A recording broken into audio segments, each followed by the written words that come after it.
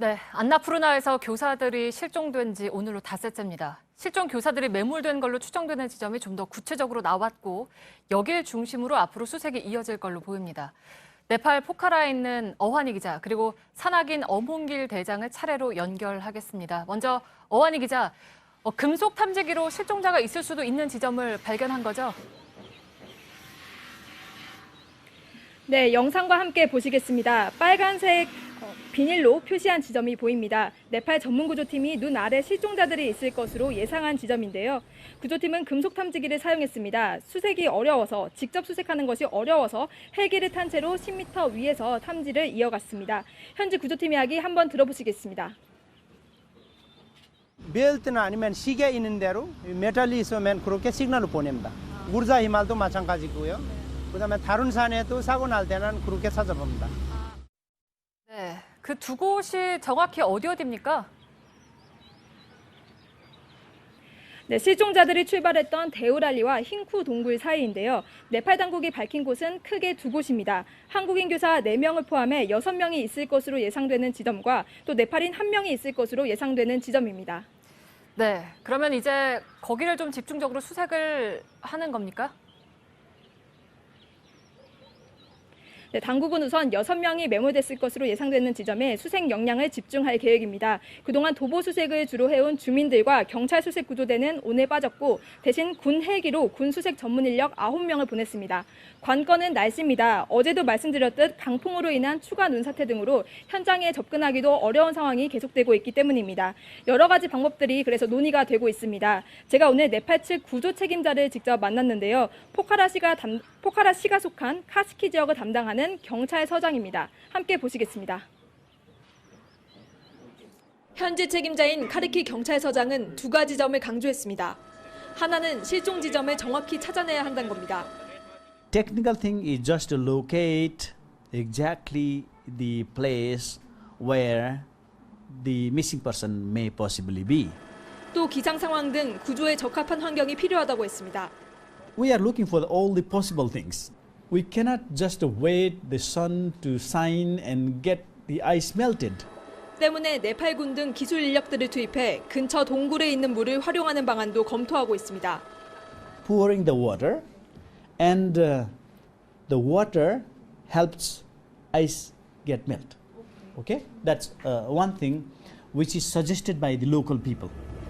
또 도보 수색을 이어가는 현지 주민들의 안전도 염려되는 만큼 이 부분도 보완할 거라고 했습니다.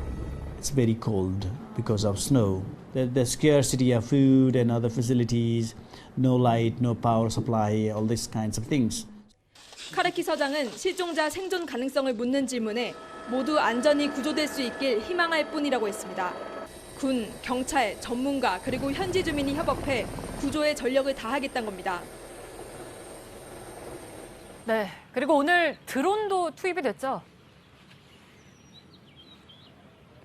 네, 오늘 오전 산악인 엄홍길 대장과 KT에서 나온 직원들이 헬기를 타고 사고 현장 근처로 갔는데요. 이 부분은 엄홍길 대장님을 직접 모시고 얘기 한번 나눠보겠습니다. 네, 알겠습니다. 안녕하십니까? 네, 안녕하십니까. 네, 예. 오늘 오전에 네, 안녕하세요. 반갑습니다. 네, 대장께서 직접 드론을 띄워서 사고 현장을 보셨잖아요. 그 실종자들이 매몰됐을 것으로 추정되는 그 두 곳을 보셨습니까? 네, 저희가 오늘 아침 새벽 6시 40분 그 헬리콥터를 이용해서 사고 지점인 3,200m 데오랄리를 도착해서 거기서 7시 한 20분경에 사고 현장 지점까지 갔습니다. 그리고 한 40분경에 도착을 해서 대형 눈사태가 난 그 사고 지점을 가서 KT에서 드론 전문가가 이제 드론을 띄워서 눈사태 전 지역을 상공에서 촬영을 하고 저를 비롯한 이쪽 네팔 그쪽 산간 지역의 그 로찌를 운영하시는 그 현지 그 사람들 3분하고 저까지 4명이 그 눈사태 사고 지점서부터 그 아래로 쓸려 내려간 그 계곡 물 있는 데까지 물이 흐르는 곳까지 전반적으로 전체적으로 나눠서 이렇게 수색을 했습니다, 오늘. 네, 그러니까 그 빨간색 리본으로 표시한 지점 두 군데가 있잖아요. 그 두 곳도 오늘 보신 겁니까? 예, 거기 다 이렇게 봤는데 워낙 지금 거기 눈사태가 네. 너무나 크게 엄청나게 광범위하게 그 지점도 넓고 광범위하고 그리고 또 눈사태가 일반적인 눈이 쓸려 내려온 것이 아니고 그 높은 산 꼭대기에서 한 6,000m 되는 그 설산에서부터 오래된 그 얼음덩어리, 쇠락 같은 게 얼음덩어리에 눈이 같이 떨어져 가지고 이 자체가 덩어리 완전 그 일반 눈이 쓸려 내려온 거 가지고 완전 덩어리가 뭉쳐지 덩어리의 어떤 그런 눈사태 형태이기 때문에 상당히 그 거기 걷는 것 자체도 사고 현장을 걸어 다니는 거 수색하는 것 자체도 굉장히 힘들고 어렵고 네. 또 만에 하나 그 어떤 그 뭐 이렇게 그 어디 그 발견된다 하더라도 그 위치가 그것을 또 다 드러내서 네네. 일일이 그러니까 그 얼음 덩어리들 다 드러내서 네, 그러니까 매우 심각한 상황이었다는 수색을 건데. 해야 될 거. 예, 굉장히 어려움이 많이 따를 것 같습니다. 네, 그러니까 보니까 한 지점에서는 이제 6명이 묻혀 있을 걸로 추정이 되고 또 다른 한 지점에서는 1명이 매몰돼 있을 걸로 추정이 된다고 했는데 아까 저희 어안이 기자가 설명을 해드리기로는 6명이 묻혀 있을 걸로 추정되는 지점부터 이제 집중적으로 수색을 할 거라고 했는데요. 거기가 좀 더 수색하기에 나은 상황이라서 그런 겁니까? 아니요, 그건 아닙니다. 자체가 너무너무 위험한 곳인 게 계속적으로 산발적으로 위에서 그 눈사태가 조금씩 일어나기 때문에 아까도 저희가 그 사고 현장에서 그 사고 현장을 그 확인하러 이렇게 돌아다닐 때 위에서 조그만 눈사태들이 산발적으로 일어나가지고 저희가 한두 번 이렇게 피해서 눈사태를 벗어나고 있다가 다시 들어가서 이렇게 그 사고 지역을 이렇게 수색하고 그랬었습니다. 상당히 네. 눈사태가 또 발생되는 그런 부분들이 있기 때문에 현장에서 장시간 그 안에 들어가서 이렇게 수색을 하고 하는 것 자체가 상당히 여러 가지 어려움과 위험이 많이 따릅니다. 네, 그러니까 눈사태가 또 일어날지도 걱정이고 지금 관건이 쌓여있는 눈이 관건이라고 했잖아요. 근데 아까 카르키 경찰서장이 이야기하기를 눈이 다 녹을 때까지 기다릴 수는 없다. 왜냐하면 그게 한 달 넘게 걸릴 거기 때문에 그러면 구체적으로 어떤 수색 방법들을 생각하고 계십니까? 뭐 한 달이 아니라 2달이 걸 수도 있고 3달이 걸 수 있는 겁니다. 워낙 큰 눈사태가 쇠락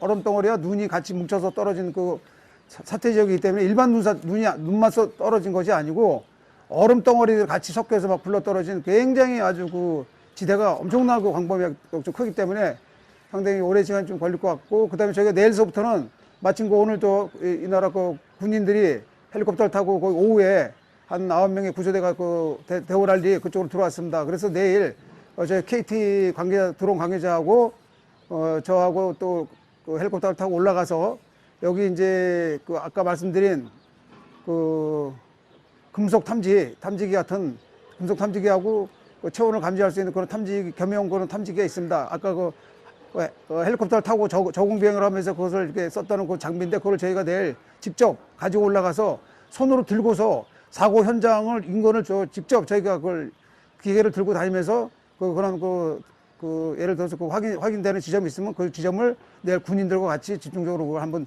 그 얼음덩어리를 파헤치면서 한번 수색할 예정입니다. 네, 알겠습니다. 오늘 가장 중요한 말씀 날씨입니다, 날씨. 예. 네, 여기까지 듣겠습니다. 고맙습니다.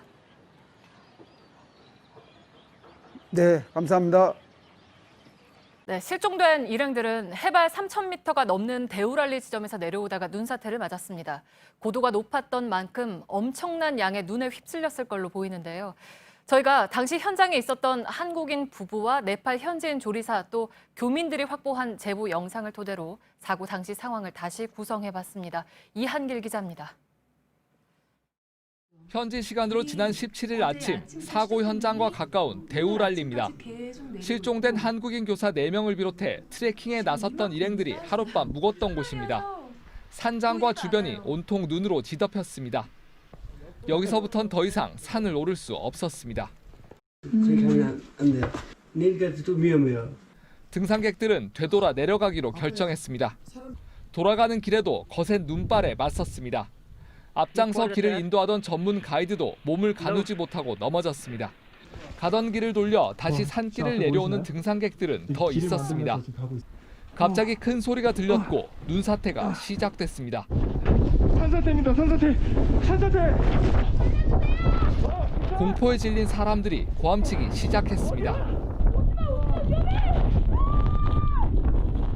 앞서 가던 일행들이 실종됐다는 소식이 들려왔습니다.